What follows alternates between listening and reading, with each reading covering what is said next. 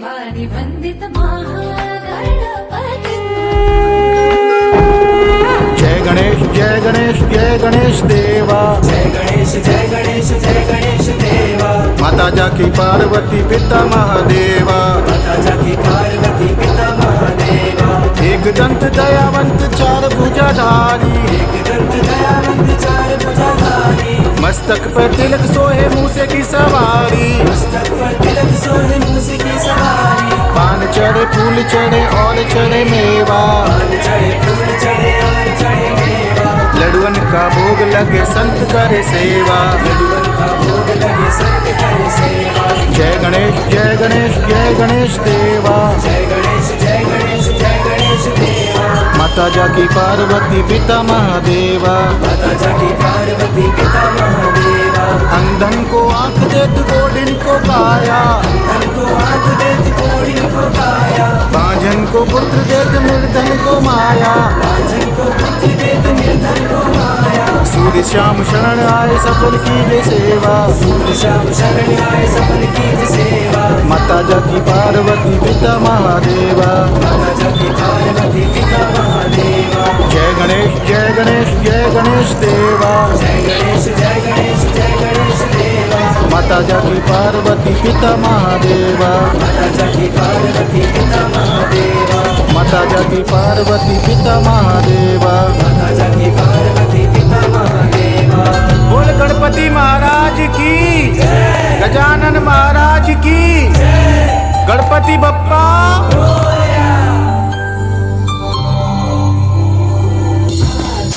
आकाशस्याधिपो विष्णुः अग्निश्चैव महेश्वरी। वायो सूर्यक्षितिर्षः जीवनस्य गणाधिपः।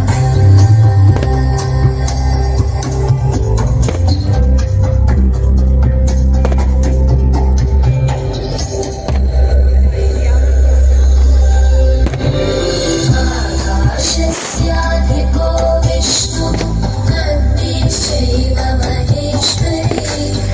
वायो सूर्यक्षितिर्षः जीवनस्य गणाधिपः।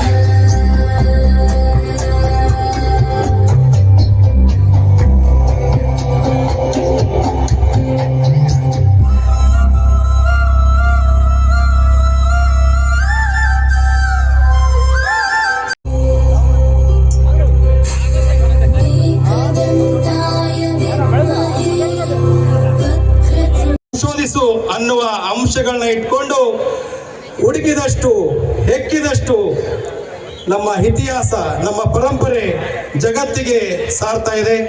ಆ ಒಂದು ಅಂಶಗಳನ್ನ ಇಟ್ಕೊಂಡಿರ್ತಕ್ಕಂಥ ನಮ್ಮ ಸಂಪ್ರದಾಯ ನಮ್ಮ ಸಂಸ್ಕೃತಿಯನ್ನ ಪ್ರತಿಬಿಂಬಿಸ್ತಕ್ಕಂಥ ಧರ್ಮ ಹಿಂದೂ ಧರ್ಮ. ಶೋಭಾಯಾತ್ರೆ ವೇದಿಕೆಗೆ ಆಗಮಿಸಲಿದೆ. ಪರಮ ಪೂಜ್ಯ ಶ್ರೀಗಳು ವೇದಿಕೆಗೆ ಸಾನ್ನಿಧ್ಯ ವಹಿಸಲು ಎಲ್ಲರ ಹೃದಯದ ಮೌನ ಮತ್ತು ಶಾಂತಿಯನ್ನು ಕಂಡುಕೊಳ್ಳುವ ಮನಸ್ಥಿತಿಯ ರೂಪುರೇಷೆಗಳ ಸ್ಪಷ್ಟ ನಿರ್ದೇಶನದಲ್ಲಿ ಬದುಕನ್ನು ನಿರ್ದೇಶಿಸಲಿಕ್ಕೆ ನೀವೆಲ್ಲ ಸಿದ್ಧರಿದ್ದೀರಿ ಅಂತ ಭಾವಿಸಿದ್ದೀನಿ. ದಯವಿಟ್ಟು ಎಲ್ಲ ಹಿಂದೂ ಬಾಂಧವರಲ್ಲಿ ಒಂದು ಸ್ಪಷ್ಟ ವಿನಂತಿ, ಎಷ್ಟು ಸಾಧ್ಯನೋ ಅಷ್ಟು ಮೌನವಾಗಿರೋಣ. ನಿಮ್ಮ ಸಿಕ್ಕಿರುವ ಆಸನಗಳಲ್ಲಿ ಸಹಜವಾಗಿ ದಯವಿಟ್ಟು ಕುಳಿತುಕೊಳ್ಳಿ. ಖಾಲಿ ಇರುವ ಆಸನಗಳು ಎಡಭಾಗಕ್ಕೆ ತುಂಬ ಇವೆ. ಅಲ್ಲಿ ನಿಂತ್ಕೊಂಡಿರ್ತಕ್ಕಂಥ ಭಗಿನಿಯರು, ಮಾತೆಯರು ಅಥವಾ ಒಂದು ಸಮಾಜ ಸಹ್ಯವೆನಿಸುವ ಭಾವದಲ್ಲಿ ಸಹಬಾಳ್ವೆಯನ್ನು ಕಲಿಸಿದ ವಿಶ್ವಗುರುವಾದ ಭಾರತದ ಒಂದು ಸ್ಪಷ್ಟ ಜೀವನ ಶೈಲಿ. ಈ ದೃಷ್ಟಿಯಲ್ಲಿ ಇವತ್ತೆಲ್ಲ ಒಂದು ಹಾಕ್ತಿದ್ದೀವಿ. ಪ್ರಾಯಶಃ ಮೇಲ್ಗಡೆ ವಿವೇಕಾನಂದರು, ಅಂಬೇಡ್ಕರ್ ಕೂತ್ಕೊಂಡು ಖುಷಿ ಪಡ್ತಿರ್ಬೋದು ಇವತ್ತಂತ ತುಂಬ ಅನ್ನಿಸ್ತಿದೆ ನನಗೆ. Thank you so much for your unity. You people showing your ability to empire. Thank you so much. ಈಗ ಪ್ರಾರ್ಥನೆ ಶ್ರೀಮತಿ ಶಾರದಾ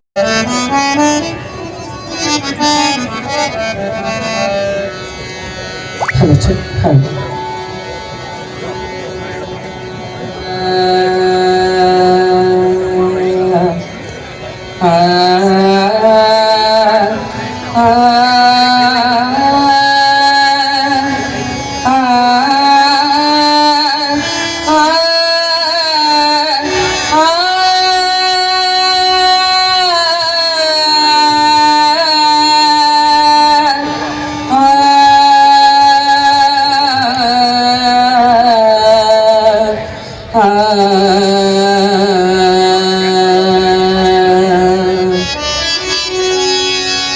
ಮಾತೆ ಪೂಜಕನಾಗಿ ಎನ್ನನು ಶಿರವ ಬಿಡುವೆನು ನಡಿಯಲಿ ಕೀರ್ತಿಯು ಜಗದಿ ಮೇರೆ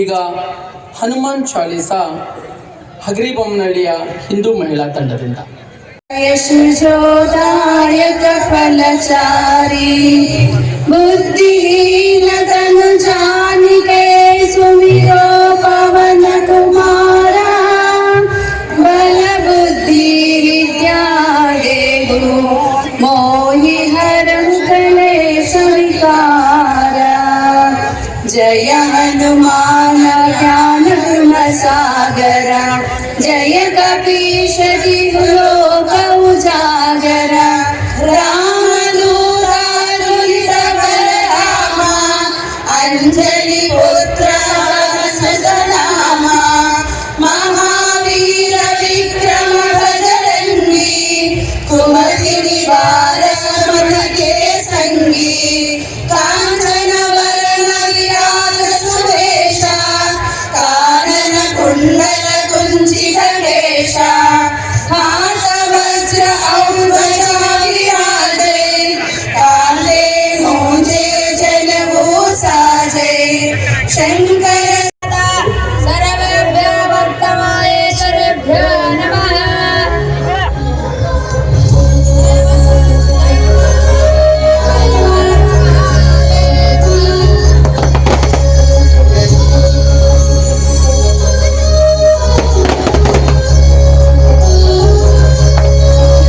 ಹಂಚೇವು ಕನ್ನಡದ ದೀಪ ಹಂಚೇವು ಕನ್ನಡದ ದೀಪ ಕರುನಾಡ ದೀಪ ಸಿಂಧಿಯ ದೀಪ ಕುಲವಿತ್ತಿ ತೋರುವ ದೀಪ ಹಂಚೇವು ಕನ್ನಡದ ದೀಪ ಹಂಚೇವು ಕನ್ನಡದ ದೀಪ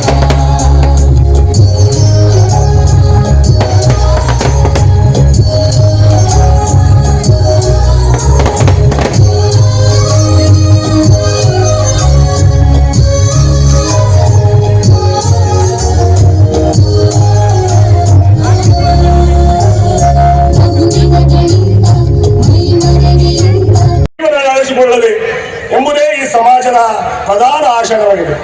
ಸಮಾಜದಲ್ಲಿ ಶಾಂತಿ ಸೌಹಾರ್ದ ಮತ್ತು ಸಹಬಾಳ್ವೆ ಬೆಳೆಯಬೇಕು. ಧರ್ಮವೆಂದರೆ ದ್ವೇಷ ಅಲ್ಲ, ಧರ್ಮವೆಂದರೆ ವಿಭಜನೆ ಅಲ್ಲ, ಧರ್ಮವೆಂದರೆ ಮಾನವೀಯತೆಯ ಮಾರ್ಗ ಎಂಬ ಧರ್ಮದ ಜ್ಞಾನವನ್ನು ನಾವು ಅರಿಬೇಕಾದ ಸುವರ್ಣ ಸಮಯವಿದೆ. ಈ ಸುವರ್ಣ ಸಮಯಕ್ಕೆ ನಮ್ಮೆಲ್ಲರ ಅತ್ಯಂತ ಪೂಜ್ಯ ಭಾವನೆಯಿಂದ ಸ್ವಾಗತಿಸಿದ್ದೇವೆ. ಇಂದು ಪೂಜ್ಯರಿಗೆ ಸುಭಾಷ್ ಪಾರಂಗಲ್ ಅವರು ಮತ್ತು ಸಂದೀಪ್ ಶ್ರೀಮಠ್ ಅವರು, ಅದೇ ರೀತಿಯಾಗಿ ಮತ್ತೋರ್ವ ದೈವಿಕ ಆರಾಧಕರಾದ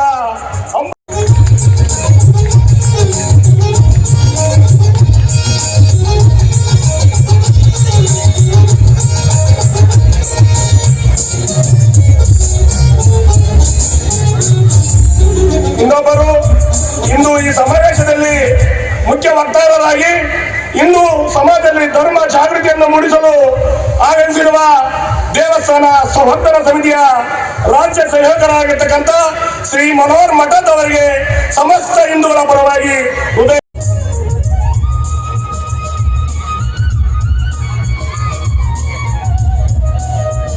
ಕೋರ್ತಾ ಇದ್ದೇವೆ. ಇನ್ನೊಬ್ಬ ಮಾಜಿ ಶಾಸಕರು ಅವರು ಕಾಂಗ್ರೆಸ್ನಿಂದ ಬಂದಿಲ್ಲ, ಅವರಿಗೆ ನಮ್ಮ ಸಹಕಾರ ನೀಡತಕ್ಕಂಥ ಭೀಮಾನಾಯ್ಕ ಅವರಿಗೂ ಸ್ವಾಗತವನ್ನ ಕೋರ್ತಾ ಇದ್ದೇವೆ. ಇನ್ನೊಬ್ಬ ಮುಖಂಡರಾಗಿರ್ತಕ್ಕಂಥ ನಮ್ಮ ಮನವಣಿಸಿ ರಾಮಣ್ಣ ಅವರು ವೇದಿಕೆ ಮುಂಭಾಗದಲ್ಲಿದ್ದಾರೆ. ಅವರಿಗೂ ಸ್ವಾಗತವನ್ನು ಕೋರ್ತಾ ಇದ್ರು. ಹಾಗೆಯೇ ಈ ನಮ್ಮ ಎಲ್ಲ ಸಮಾಜದ ಅಧ್ಯಕ್ಷರು ಪದಾಧಿಕಾರಿಗಳಿಗೆ ಸ್ವಾಗತ ಕೊಡ್ತಾರೆ. ಯಾಕಂದ್ರೆ ಅವರು ಪೂರ್ವಭಾವಿ ಸಭೆಯಲ್ಲಿ ಎಲ್ಲರ ಒಂದು ಉಪಸ್ಥಿತಿ ಇತ್ತು. ಈಗ ಅವರು ಮುಂಭಾಗದಲ್ಲಿ ಇಲ್ಲ, ಅನೇಕರು ಹಿಂದುಗಡೆ ಇದ್ದಾರೆ.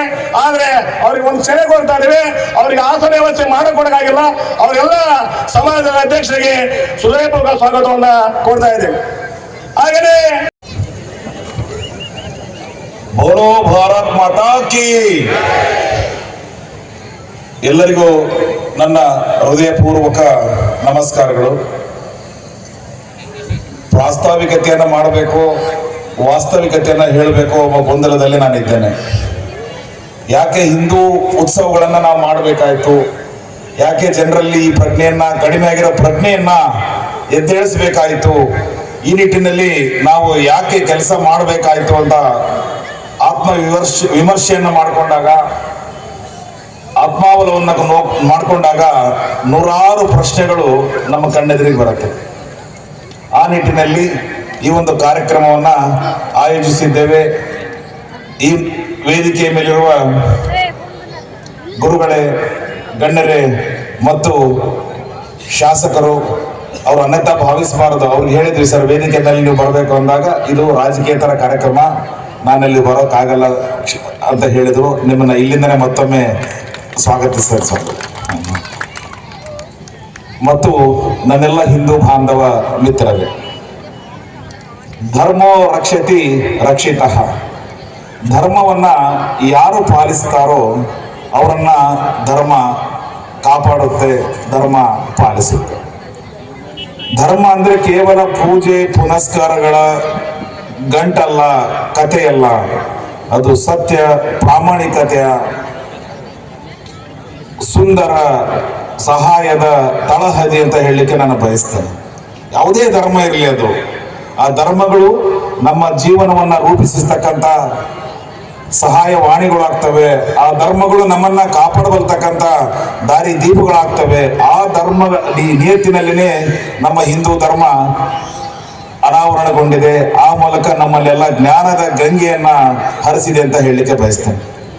ಪ್ರಾಸ್ತಾವಿಕವಾಗಿ ನಾನು ಮಾತನಾಡೋದಾದ್ರೆ, ಈ ಕಾರ್ಯಕ್ರಮವನ್ನು ಆರಂಭಿಸಬೇಕು, ಈ ರೀತಿಯ ಕಾರ್ಯಕ್ರಮಗಳನ್ನ ಮಾಡಬೇಕು ಅಂತ ನನ್ನ ಸ್ನೇಹಿತ ಮಿತ್ರರಲ್ಲಿ ಮಾತಾಡ್ತಾ ಇದ್ವಿ ಎಲ್ಲರೂ. ಹಾಗಾದ್ರೆ ಸಣ್ಣ ಪ್ರಮಾಣದಲ್ಲಿ ಈ ಕಾರ್ಯಕ್ರಮವನ್ನು ಆರಂಭಿಸೋಣ, ಒಂದು ಓಣಿಗೋ ನಗರಕ್ಕೋ ಅಥವಾ ಇಲ್ಲ ಅಂತಂದ್ರು. ಯಾಕೆಂದ್ರೆ ನಮಗಿರಿದಿದ್ದು ಸಣ್ಣ ಸಣ್ಣ ಸಣ್ಣ ರಿಸೋರ್ಸ್ಗಳು ಅಥವಾ ಸವಲತ್ತುಗಳು ಮತ್ತು ಸಮಯಗಳು. ಆದರೂ ಸಹ ನಮ್ಮ ಹಿರಿಯರು, ನಮ್ಮ MLA ಸರ್ಗಳು ಇವರೆಲ್ಲ ಏನ್ ಹೇಳಿದ್ರು, ನೀವು ಮಾಡ್ತಿರೋದು ಧರ್ಮದ ಕೆಲಸ. ಇವತ್ತು ನಾವು ಪಕ್ಷಾತೀತವಾಗಿ ನಾವೆಲ್ಲ ಲೀಡರ್ಗಳನ್ನ ಭೇಟಿ ಆದ್ವಿ. ಹೆಸರು ಹೇಳಲಿಕ್ಕೆ ಹೋದ್ರೆ ಲಿಸ್ಟ್ ಬಹಳ ದೊಡ್ಡದಾಗುತ್ತೆ. ಪ್ರತಿಯೊಬ್ಬ ಲೀಡರ್ಗಳು ಪಕ್ಷಾತೀತವಾಗಿ ಸ್ಪಂದಿಸಿದ್ದಾರೆ. ಅವರಿಗೆ ಈ ವೇದಿಕೆ ಮುಖಾಂತರ ದೊಡ್ಡದೊಂದು ನಮಸ್ಕಾರ. ಯಾಕೆ ನಮಸ್ಕಾರಗಳನ್ನ ನಾವು ಹಾಕ್ಬೇಕಂದ್ರೆ, ಇಲ್ಲಿ ನಾವು ಸಮಿತಿಯ ವತಿಯಿಂದ ಏನು ಮಾಡಿದೀವಲ್ಲ, ಅದು ಒಂದು ನೆಪ. ಆ ಕೆಲಸದ ಹಿಂದೆ ನಿಮ್ಮ ಧೈರ್ಯ, ನಿಮ್ಮ ಒಂದು ಅಭಿಲಾಷೆ, ನಿಮ್ಮ ಶ್ರೀರಕ್ಷೆ ಅದಿದ್ರೆ ಮಾತ್ರ ನಾವೇನಾದ್ರೂ ಮಾಡ್ಲಿಕ್ಕೆ ಸಾಧ್ಯ. ಆ ಒಂದು ಧೈರ್ಯವನ್ನ ಸಮಿತಿಗೆ ಕೊಟ್ಟಿದ್ದಕ್ಕಾಗಿ ಮತ್ತೊಮ್ಮೆ ಹೃದಯಪೂರ್ವಕ ನಮಸ್ಕಾರಗಳನ್ನ ಹೇಳಲಿಕ್ಕೆ ಬಯಸ್ತೇನೆ. ಇವತ್ತು ನಮ್ಮ ಸಂಸ್ಕಾರಗಳು, ಆಚಾರ ವಿಚಾರಗಳನ್ನ ನಾವೇ ಮರಿತಾ ಇದ್ದೀವಿ. ಆ ವಿಚಾರಧಾರೆಗಳನ್ನ ಮುಂದಿನ ಪೀಳಿಗೆಗೆ ಕೊಂಡೊಯ್ಯುವುದು ನಮ್ಮೆಲ್ಲರ ಕರ್ತವ್ಯ. ಹಾಗಾದ್ರೆ ನಾವು ಏನು ಮಾಡ್ತಾ ಇದ್ದೀವಿ? ಯಾವ ಆಚಾರ ವಿಚಾರಗಳು ನಮಗೆ ಗೊತ್ತಿಲ್ಲ. ನಮ್ಮ ಪೂರ್ವಜರು ಕಲಿಸಿರ್ತಕ್ಕಂಥ ಕೆಲ ಆಚಾರ ವಿಚಾರಗಳನ್ನ ಮಾತ್ರ ನಾವು ಫಾಲೋ ಮಾಡ್ತಾ ಇದ್ದೇವೆ. ಮುಂದಿನ ಜನಾಂಗಕ್ಕೆ ನಮ್ಮ ಕೊಡುಗೆ ಏನು? ಈ ರೀತಿಯ ಆತ್ಮಾವಲೋಕನ ನಾವು ಮಾಡಿಕೊಂಡಾಗ ನಮ್ಮ ಒಂದು ಕಾರ್ಯಕ್ರಮಗಳಲ್ಲಿ, ಪ್ರತಿಯೊಂದು ವಿಚಾರಗಳಲ್ಲಿ ಹಿಂದುತ್ವದ ಭಾವನೆಗಳನ್ನ, ಹಿಂದುತ್ವ ಅಂದ್ರೆ ಸಹೋದರತೆ, ಹಿಂದುತ್ವ ಅಂದ್ರೆ ಪ್ರೇಮ, ಹಿಂದುತ್ವ ಅನ್ನೋದು ಗೌರವ. ಇದು ಯಾವುದೇ ಧರ್ಮದ ವಿರುದ್ಧ ಹೋಗ್ತಕ್ಕಂಥ ಜಾಗರಣ ಅಲ್ಲ. ನಮ್ಮ ಆತ್ಮಾವಲೋಕನ ಮಾಡಿಕೊಂಡು ನಮ್ಮಲ್ಲಿರ್ತಕ್ಕಂಥ ಜಾತಿ ವ್ಯವಸ್ಥೆಯನ್ನ ಕಡೆಗಣಿಸಿ ಭಾತೃತ್ವದ ನಡಿಗೆ, ಮಾನವೀಯತೆ ನಡಿಗೆಯೊಂದಿಗೆ ನಾವೆಲ್ಲ ಸಾಗುವ ನಿಟ್ಟಿನಲ್ಲಿ ಕೆಲಸವನ್ನು ಮಾಡೋಣ ಅನ್ನೋದೇ ಈ ಕಾರ್ಯಕ್ರಮದ ಒಂದು ಉದ್ದೇಶ. ಪ್ರತಿಯೊಬ್ಬರು ಸಹ ಕೈಗೂಡಿಸಿದ್ದೀರಾ, ಪ್ರತಿಯೊಬ್ಬರು ಸಹ ಇನ್ವಾಲ್ವ್ ಆಗಿದ್ದೀರಾ, ತೊಡಗಿಸ್ಕೊಂಡಿದ್ದೀರಾ.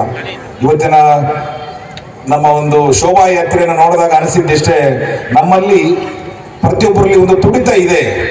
ನನ್ನ ಧರ್ಮಕ್ಕೆ ನಾನೇನಾದರೂ ಮಾಡಬೇಕು, ಅದು ನನ್ನೊಬ್ಬನಿಂದ ಏನು ಮಾಡಕ್ ಸಾಧ್ಯ?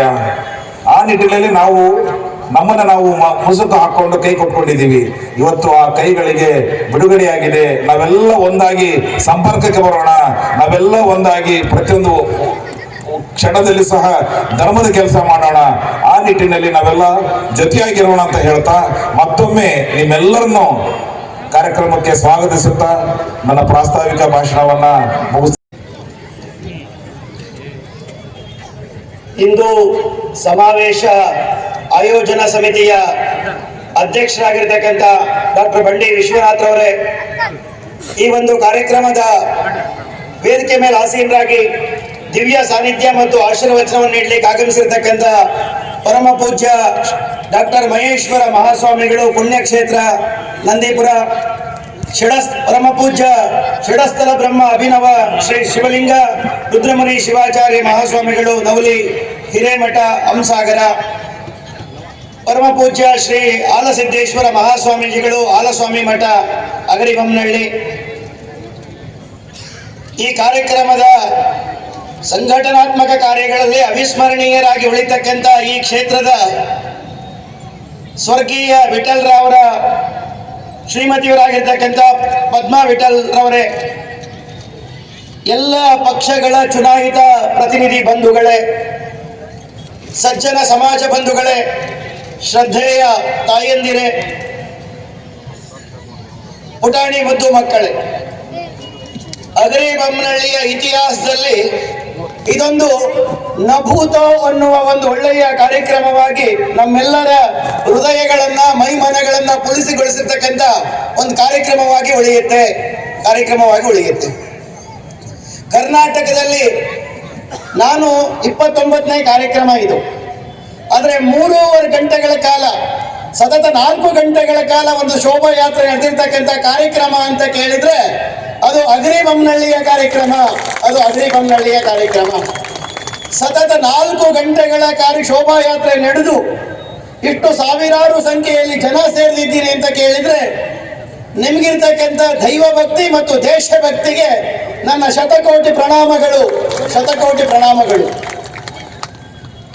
ಬಂಧುಗಳೇ, ಈಗಾಗಲೇ ಅಧ್ಯಕ್ಷರು ಉಲ್ಲೇಖ ಮಾಡಿದರು, ಹಿಂದೂ ಸಮಾಜೋತ್ಸವ ಅಂತಕ್ಕಂಥದ್ದು ಕಾರ್ಯಕ್ರಮ ಅಂತ. ನಾವು ಈ ದೇಶ ವಿವಿಧತೆಯಲ್ಲಿ ಏಕತೆಯನ್ನು ಕಾಣ್ತಕ್ಕಂಥ ದೇಶ. ಅನೇಕ ಮತಪಂಥಗಳಿದ್ದಾವೆ, ಅನೇಕ ಆಚಾರ ವಿಚಾರಗಳಿದ್ದಾವೆ, ಅನೇಕ ರೀತಿಯ ಜನರು ಇದ್ದಾರೆ. ಆದರೆ ವಿವಿಧತೆಯಲ್ಲಿ ಏಕತೆಯನ್ನು ಕಾಣ್ತಕ್ಕಂಥ ಜಗತ್ತಿನ ಒಂದೇ ಒಂದು ದೇಶ ಅಂತ ಕೇಳಿದ್ರೆ ಅದು ಭಾರತ ಮಾತ್ರ.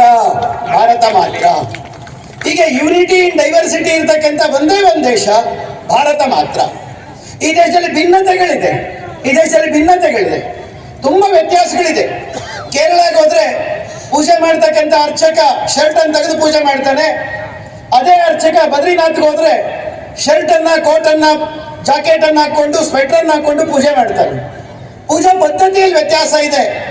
ಆದ್ರೆ ಭಗವಂತನ ಬಗ್ಗೆ ಇರ್ತಕ್ಕಂಥ ನಂಬಿಕೆಯಲ್ಲಿ, ಶ್ರದ್ಧೆಯಲ್ಲಿ ವ್ಯತ್ಯಾಸ ಇದೆಯಾ ಅಂತ ಕೇಳಿದ್ರೆ ಏನೂ ವ್ಯತ್ಯಾಸ ಇಲ್ಲ. ಆಹಾರದಲ್ಲಿ ಭಿನ್ನತೆ ಇದೆ.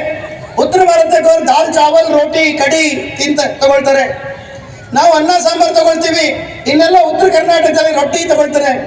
ಇನ್ಯಾವುದೋ ಕೇರಳಕ್ಕೆ ಹೋದ್ರೆ ಅನ್ನ ಸಾಂಬಾರು ಊಟ ಮಾಡ್ತಾರೆ, ಪಶ್ಚಿಮ ಬಂಗಾಳಕ್ಕೆ ಹೋದ್ರೆ ಅನ್ನ ಸಾಂಬಾರು ಊಟ ಮಾಡ್ತಾರೆ.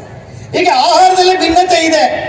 ಆದರೆ ಈ ದೇಶ ಒಂದಾಗಿದೆ. ಈ ದೇಶ ಯಾವುದೇ ಮೂಲೆಗೆ ಹೋದ್ರೂ ನಾವು ಸಾಂಸ್ಕೃತಿಕವಾಗಿರ್ತಕ್ಕಂಥ ಭಾರತವನ್ನಾಗಿ ಗುರುತಿಸ್ಕೊಳ್ತೀವಿ. ಸಾಂಸ್ಕೃತಿಕವಾಗಿರ್ತಕ್ಕಂಥ ಭಾರತ ಅಂತ ಯಾಕೆ ಹೇಳ್ತೀವಿ ಅಂತ ಕೇಳಿದ್ರೆ, ಈ ದೇಶದ ಮರ್ಯಾದಾ ಪುರುಷೋತ್ತಮ ಪ್ರಭು ಶ್ರೀರಾಮಚಂದ್ರ.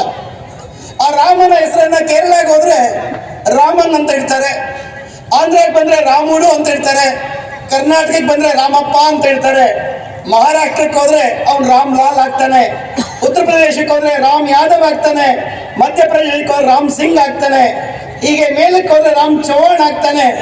ಹೀಗೆ ರಾಮನ ಹೆಸರನ್ನ, ಶಿವನ ಹೆಸರನ್ನ, ಕೃಷ್ಣನ ಹೆಸರನ್ನ ಇಡೀ ದೇಶ ಪೂರ್ತಿ ಒಂದಾಗಿ ಸ್ವೀಕಾರ ಮಾಡುತ್ತೆ. ಅಂದ್ರೆ ನಮ್ಗೆ ದೇವರುಗಳಲ್ಲಿ ಭೇದ ಭಾವ ಮಾಡುವಂತ ಕೆಲಸ ನಮ್ಮಲ್ಲಿ ಬಂದ್ಬಿಟ್ಟಿದೆ. ಆದ್ರೆ ಭಗವಂತನಿಗೆ ಭೇದ ಭಾವ ಇಲ್ಲ. ಯಾಕೆಂದ್ರೆ ಆಕಾಶಂ ಪತಿತೋತೋಯಂ ಯಥಾ ಸಾಗರ ಗಚ್ಚತಿ ಸರ್ವದೇವ ನಮಸ್ಕಾರವಂ ಕೇಶವಂ ಪ್ರತಿ ಗಚ್ಚತಿ ಅಂತ ಹೇಳ್ತೀವಿ. ಆಕಾಶದಿಂದ ಮಳೆ ಹನಿ ಬೀಳುತ್ತೆ. ಬಿತ್ತಂತ ಎಲ್ಲ ಮಳೆ ಹನಿಗಳು ಒಂದಾಗಿ ಬೀಳುತ್ತಾ ಅಂತ ಕೇಳಿದ್ರೆ ಒಂದಾಗಿ ಬೀಳೋದಿಲ್ಲ, ಬೇರೆ ಬೇರೆಯಾಗಿ ಬೀಳುತ್ತೆ.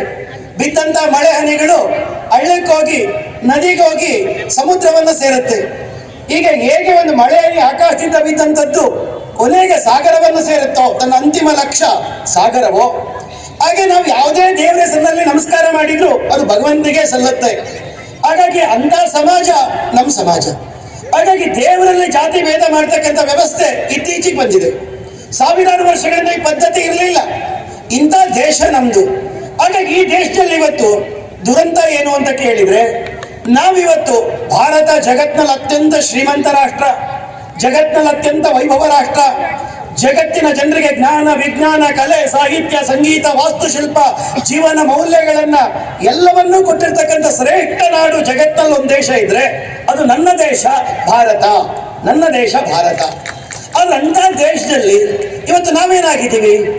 ಜಾತಿಗಳ ಹೆಸರಿನಲ್ಲಿ, ಪಕ್ಷಗಳ ಹೆಸರಿನಲ್ಲಿ, ಭಾಷೆಗಳ ಹೆಸರಿನಲ್ಲಿ ಕಚ್ಚಾಡ್ತಕ್ಕಂಥ ಮನಸ್ಥಿತಿಗಳು ಬಂದ್ಬಿಟ್ಟಿದೆ. ಇವತ್ತು ಕರ್ನಾಟಕ ಮಹಾರಾಷ್ಟ್ರಕ್ಕೆ ಭಾಷೆ ಹೆಸರಿನಲ್ಲಿ ಕಚ್ಚಾಡ್ತೀವಿ, ಗಡಿ ಹೆಸರಿನಲ್ಲಿ ಕಚ್ಚಾಡ್ತೀವಿ. ಕರ್ನಾಟಕ ತಮಿಳುನಾಡು ಹೆಸರಿನಲ್ಲಿ ಭಾಷೆಗಳ ಹೆಸರಿನಲ್ಲಿ ಕಚ್ಚಾಡ್ತೀವಿ. ಈ ದೇಶದಲ್ಲಿ ಆ ರೀತಿ ಪದ್ಧತಿ ಇರಲಿಲ್ಲ. ನಾವೆಲ್ಲ ಒಂದೇ ತಾಯಿಯ ಮಕ್ಕಳು. ಒಂದೇ ತಾಯಿಯ ಮಕ್ಕಳು ಅಂದಾಗ ನಮ್ಮಲ್ಲಿ ಭೇದ ಭಾವ ಯಾಕೆ ಬೇಕಾಗಿದೆ? ಈ ರೀತಿಯ ಜಾಗೃತಿಯನ್ನು ಮೂಡಿಸೋ ಸಲುವಾಗಿ ಈ ಹಿಂದೂ ಸಮಾವೇಶ.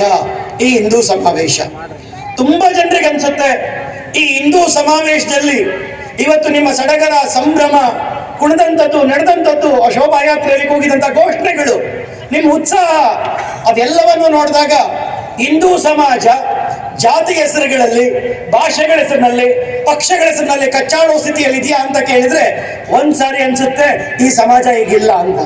ಆದ್ರೆ ಇನ್ನೆಲ್ಲೋ ಒಂದು ಕ್ಷಣದಲ್ಲಿ ನಾವು ಮತ್ತೊಮ್ಮೆ ನಾವು ಒಂದಾಗೋಗಲ್ಲ, ಬೇರೆ ಬೇರೆಯಾಗಿ ಕಚ್ಚಾಡ್ತಾ ಹೋಗ್ತೀವಿ. ನೋಡಿ, ಇವತ್ತಿನ ಕಾರ್ಯಕ್ರಮವೇ ಒಂದು ಉದಾಹರಣೆ.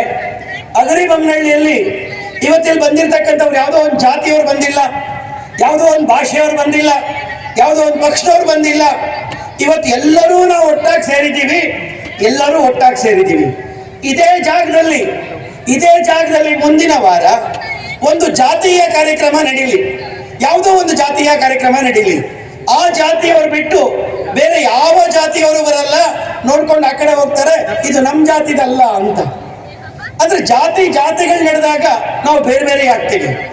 ಹಿಂದೂ ಅಂತಕ್ಕಂಥ ಧರ್ಮದ ವಿಷಯ ನಡೆದಾಗ ನಾವೆಲ್ಲರೂ ಇವತ್ತು ಜಾತಿ, ಮತ, ಪಕ್ಷ, ಪಂಥ ಭೇದಗಳನ್ನ ಮರೆತು ಒಂದಾಗಿ ಸೇರ್ಲಿಕ್ಕೆ ಕಾರಣ ಆಗಿರ್ತಕ್ಕಂಥದ್ದು ಈ ಹಿಂದೂ ಸಮಾವೇಶ.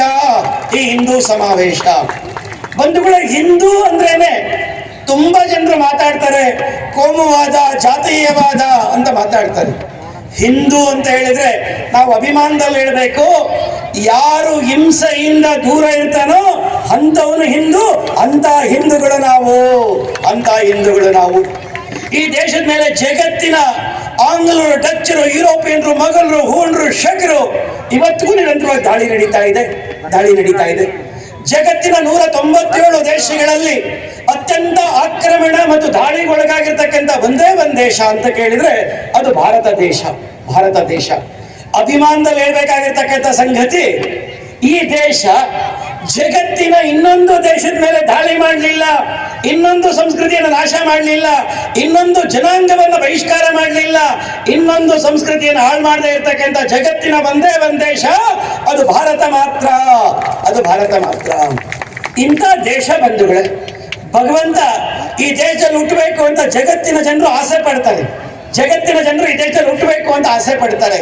ಯಾಕೆ ಅಂತ ಕೇಳಿದ್ರೆ ಅವರು ಮನುಷ್ಯರಾಗಿ ಅಲ್ಲ. ಫ್ರಾನ್ಸ್ ದೇಶದ ಒಬ್ಬ ರೋಮೆ ರೋಲಾ ಅಂತ ಇತಿಹಾಸಕಾರ ತನ್ನ ಆತ್ಮಚರಿತ್ರೆಯಲ್ಲಿ ಬರ್ಕೊಳ್ತಾನೆ. ಏನು ಅಂತ ಕೇಳಿದ್ರೆ, ಭಾರತದಲ್ಲಿ ನಾನು ಹುಟ್ಟಬೇಕು, ಮುಂದಿನ ಜನ್ಮ ಅನ್ನೋದು ನಂದಿದ್ರೆ, ಮುಂದಿನ ಜನ್ಮ ಅಂತ ಇದ್ರೆ ನನ್ನ ಜನ್ಮ ಭಾರತದಲ್ಲಾಗಲಿ.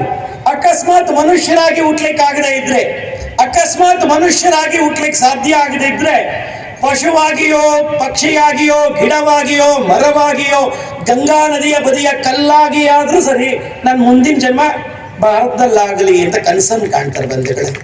ಅಂಥ ದೇಶದಲ್ಲಿ 84 ಕೋಟಿ ಯೋನಿ ಜೀವರಾಶಿಗಳನ್ನ ದಾಟಿ ಅತ್ಯಂತ ಮೇಧಾಶಕ್ತಿ, ಆಲೋಚನಾ ಶಕ್ತಿ, ಚಿಂತನಾ ಶಕ್ತಿ ಇರ್ತಕ್ಕಂಥ ಮನುಷ್ಯರಾಗಿ ನಾವು ಹುಟ್ಟಿದ್ದೀವಿ. ಹಾಗಾಗಿ ನಾವು ಯೋಚನೆ ಮಾಡಬೇಕು, ಜಾತಿ, ಭಾಷೆ, ಪಕ್ಷಗಳನ್ನ ದೂರ ಸರಿಸಿ ನಾವೆಲ್ಲ ಒಂದು, ನಾವೆಲ್ಲ ಬಂದು, ನಾವೆಲ್ಲ ಹಿಂದೂ ಅಂತಕ್ಕಂಥ ಸಂಕಲ್ಪವನ್ನ ಮಾಡ್ಲಿಕ್ಕೋಸ್ಕರ ಈ ಹಿಂದೂ ಸಮಾಜೋತ್ಸವ. ಈ